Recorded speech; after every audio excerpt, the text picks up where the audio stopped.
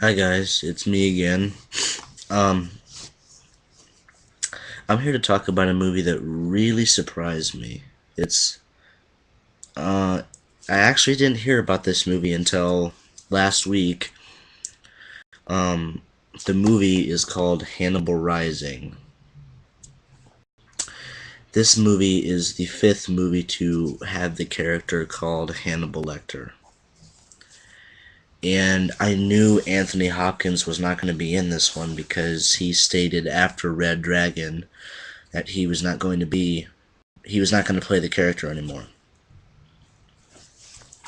So when I first heard about this movie, I thought it was going to be another modern Hannibal Lecter movie, only it was going to have someone else playing Hannibal Lecter. This movie is another prequel about Hannibal Lecter's childhood.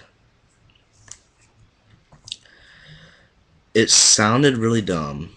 I th- it This is really more like it's more of a war movie than it is like a gore movie because most of this movie has to do with the war. The guy that plays the teenage Hannibal Lecter is really good at playing that part.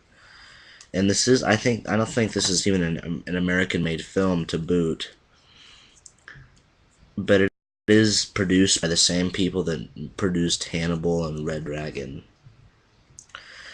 But um I thought they explained in Red Dragon why Hannibal Lecter became who he became, but I guess not. I mean, this is the order in which the movies came out: Manhunter, which did not feature Anthony Hopkins; Silence of the Lambs; Hannibal; Red Dragon; and Hannibal Rising. The order in which these movies take place is Hannibal Rising, Red Dragon, Silence of the Lambs, and Hannibal. Manhunter, I believe Red Dragon is a remake of Manhunter. Manhunter would take place probably around when Red Dragon takes place. Only I believe it has a different story. This movie, I was really wowed about it, and it's um, it's a very interesting concept of how Hannibal Lecter became who he became. It's really where his mom and dad gets killed by the Germans during like an air raid when these Russians they're staying at this cabin and the Russians end up invading their cabin because they want water. The Germans see the Russians and they end up shooting the Russians, killing the mother and father. And so Hannibal Lecter and his little sister are staying in his cabin alone. And soon these like evil Russians, or either Russians or Nazis, I'm not exactly sure. They end up coming to this cabin and they end up holding these kids hostage in case if enemies come, they can use them as cover. And well, it turns out they start to get really hungry, because they're running out of food, so they decide to eat Hannibal Lecter's sister. And then the rest of the movie is Hannibal Lecter growing up and trying to hunt down and kill everyone that killed his sister. Or ate his sister, I should say. And I thought this was going to suck because it has a 6.0 rating on IMDb, and I have never heard about it. I had heard about Silence of the Lambs, Manhunter, Red Dragon, Hannibal. I had never heard of this movie. I mean, the cover kind of looked familiar. Maybe I saw it when I was a kid, but other than that, no, I do not remember ever hearing about this movie. And it's really good. Um, just the fact that it doesn't have Anthony Hopkins in it would probably put off a lot of people from seeing it. But it is a pretty good movie. It doesn't. The death scenes are pretty graphic. Some of them are pretty graphic. There is one particular one where it's not really towards the end of the movie, Hannibal Lecter starts to actually eat people. There's only, I believe, like two people that he actually takes bites out of. But this is a very good movie. I kind of wish they would have connected this movie with Red Dragon because this movie ends with him being a teenager, and then Red Dragon picks up when he's like a 50s, like a 45, 50-year-old man.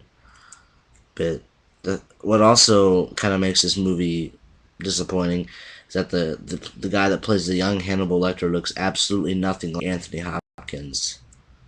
I mean, I know it's supposed to be young Hannibal Lecter, but they could at least have tried to find someone that looks like Anthony Hopkins. I mean, he does not look like Anthony Hopkins at all in this movie.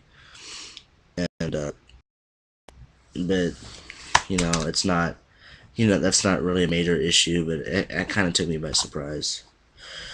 This movie is on Blu-ray, in case you're stupid enough not to know. And surprising, this Blu-ray release does not have a Blu-ray or DVD menu. There is no menu at all on this movie. It just automatically plays. It's like a VHS movie. It just plays. The only menu is like you push the pop-up button on your remote and an audio setup thing will come up.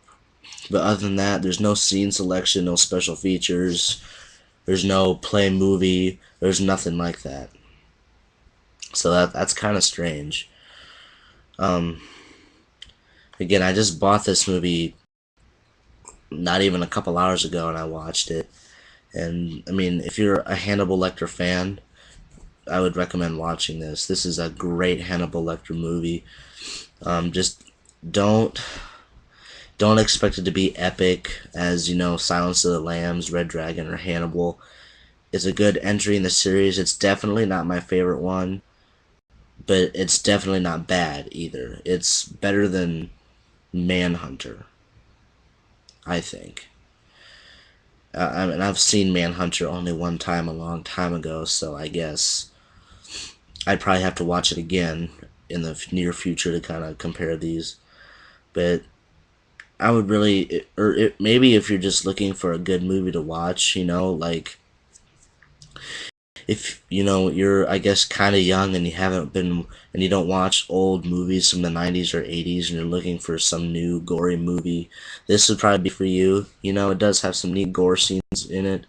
I mean, it was made in 2006, so it's not that new, but it was pretty good. But if you watch this and you like it, I recommend all of the Hannibal Lecter movies if you haven't seen them already. It doesn't matter which order you watch them in, because if you watch them, they kind of tie in for themselves. But I highly recommend Hannibal Rising. If you see this on Blu-ray, get it. I got it for really cheap. I only got it for $10. But, I mean, check out Hannibal Rising. You won't regret it.